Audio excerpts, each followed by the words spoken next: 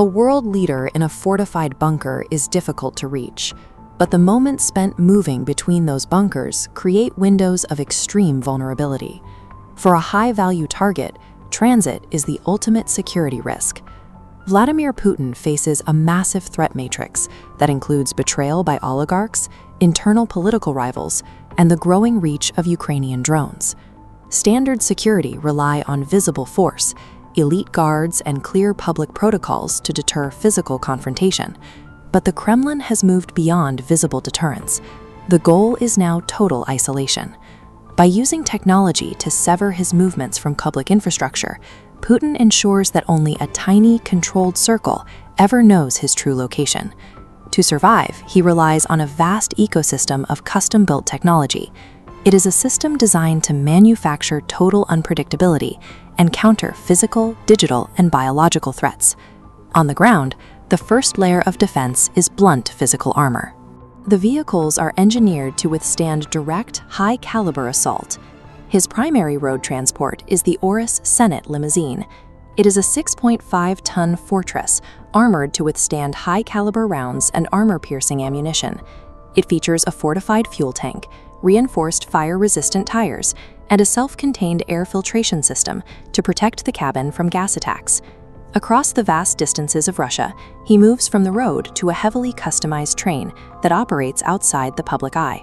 This train is so heavily armored that the weight exceeds the capacity of standard Russian railcars. While a normal passenger carriage uses 4 axles, the presidential cars require 6 to support the heavy bulletproof plating. This transit map shows how it disappears from the public network, utilizing secret tracks and private stations to speed directly to his residences. This ground strategy is built on the principle of unstoppable mass, using engineering to create vehicles that operate entirely outside of shared public infrastructure. Physical armor has limits in the air. Modern flight trackers allow adversaries to monitor any aircraft in real time, making a single presidential jet an easy target. For international travel, Putin relies on the Ilyushin Il-96. This flying Kremlin is equipped with its own advanced communications array, missile defense systems, and a dedicated emergency escape pod. To defeat tracking technology, the Kremlin uses logistical cloning. Whenever the president flies, 3 identical clone aircraft take off simultaneously. They follow different routes, splitting a single target into 4 identical signals, making it impossible for trackers to verify which plane he is actually on. This deception starts on the tarmac. Security teams deploy decoy motorcades to different aircraft, ensuring that observers see a presidential departure at multiple locations, while the real flight remains hidden. The purpose of this network is to blind open-source intelligence and force potential attackers to guess his location. Once he reaches his destination, the security focus shifts from transit to spatial illusion. Investigative journalists discovered that Putin has built near-identical replicas of his office in different residences across Russia. In official footage, the door handles are at different heights, the thermostats are shifted a few inches, and the wall panels follow different patterns.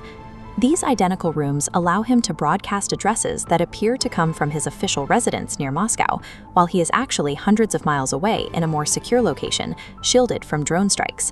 This protection extends even to the microscopic level, where the threat is not a missile, but biological infiltration.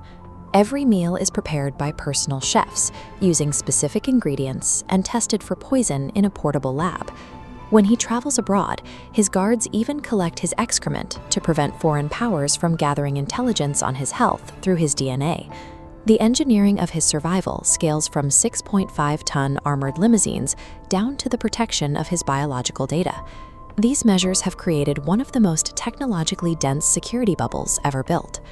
But the technology of survival creates a state of profound isolation. By making himself impossible to find, he has effectively removed himself from the society he leads.